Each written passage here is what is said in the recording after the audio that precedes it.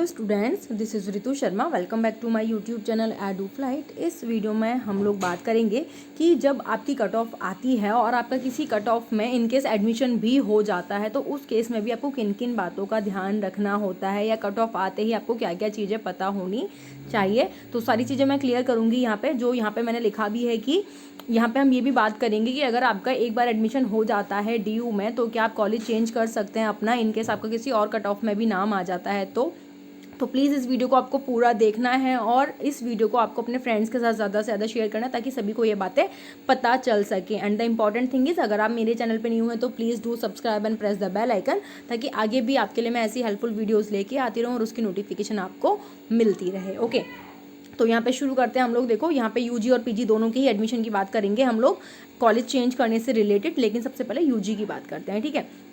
तो UG में देखो होता क्या है, जैसे ही आपकी फर्स्ट कट ऑफ आती है सबसे पहले आपको देखना होता है कि क्या किसी कॉलेज में जो आपके मार्क्स हैं उसके हिसाब से क्या कोई कॉलेज का क्राइटेरिया पूरा कर पा रहे हैं, मतलब किसी भी कॉलेज में आपको एडमिशन मिल रहा है क्या।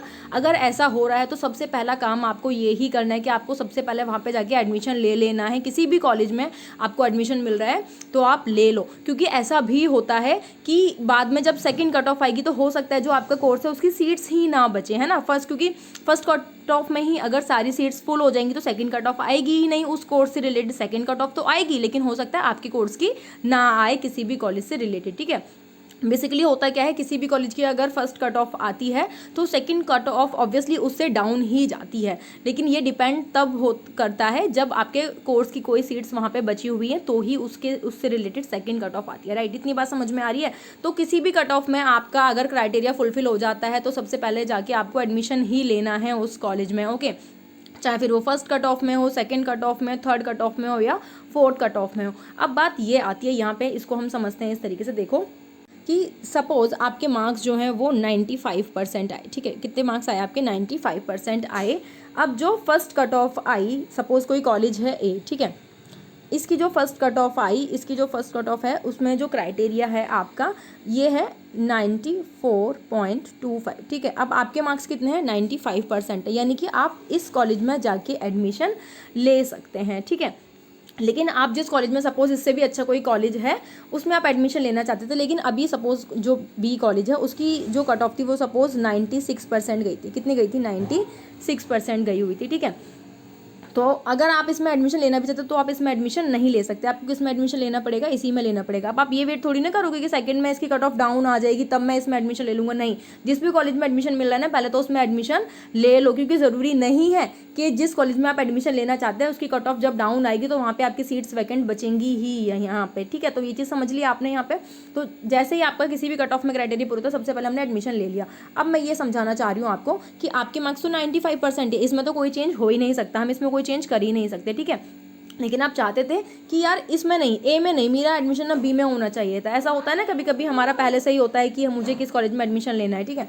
तो सपोज अब जब सेकंड कट ऑफ आई या थर्ड कट ऑफ आई या जो भी नेक्स्ट कट ऑफ आई आपकी, उसमें जो B वाला कॉलेज है इसकी जो परसेंटेज है सपोज ये चली गई 94.75 या फिर 95 ही चली गई। अब आप देखो आपका यहाँ पे ये क्राइटेरिया फुलफिल हो रहा है ना, आपके मार्क्स कितने हैं? 95% है, और इसकी जो कट ऑफ है वो डाउन होकर कितनी चली गई? 94.75 चली गई। यानी कि अब आप इस कॉलेज में एडमिशन ले सकते हो, लेकिन आपने तो पहले से ऑलरेडी A कॉलेज में एडमिशन ले लिया है, तो क्या अब आप इस B कॉलेज में एडमिशन ले सकते हो? यही यहाँ पे डाउट होता है बच्चों को, ठीक है।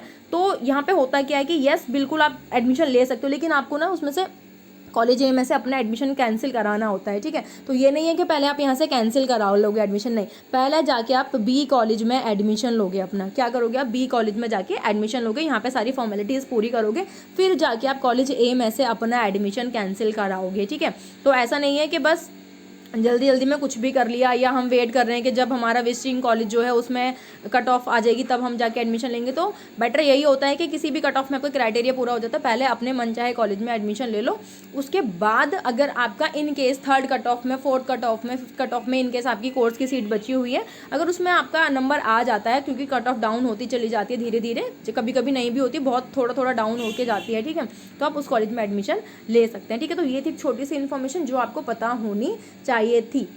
अब ये तो बात है यूजी के कोर्सेज़ की। अब पीजी के कोर्सेज़ की बात करते हैं। तो देखो जो पीजी की जो कट ऑफ लिस्ट आती है ना, उसमें आपका नाम होता है, उसके साथ में लिखा होता है कि आपको कौन सा कॉलेज अलॉट हुआ है, और उस लिस्ट में ये भी लिखा होता है साथ ही कि आप अपने कॉलेज को चेंज नहीं कर सकते हो, क्योंकि वहाँ पे मार्क्स के बेसिस पे एडमिशन लेता है। जो आपका एंट्रेंस हुआ ना, उसके बेसिस पे आपको मार्क्स मिले, ठीक है।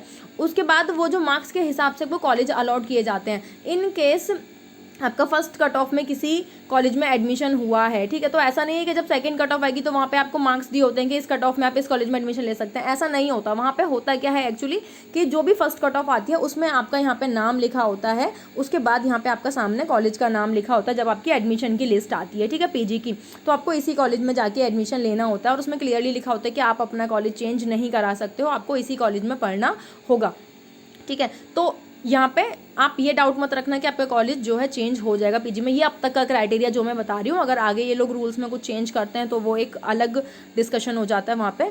तो ये थी एक छोटी सी इन्फॉर्मेशन जो आपको पता होनी चाहिए, स्पेशली यूजी स्टूडेंट्स को, क्योंकि कुछ बच्चे ऐसे भी होते हैं जिनका सेकंड कट ऑफ में किसी अच्छे कॉलेज में नंबर आ जाता है, क्राइटेरिया फुलफिल हो जाता है, लेकिन उनको ये लगता है कि अगर मैंने एक कॉलेज में एडमिशन ले लिया तो शायद मैं उसको चेंज नहीं करा सकता, ठीक है। तो ऐसा नहीं है, आप बिल्कुल चेंज करा सकते हो। जस्ट आपको दोबारा से वही सारी फॉर्मेलिटीज़ फिर से पूरी करनी होती है, दोबारा से फ़ी पे करनी पड़ेगी।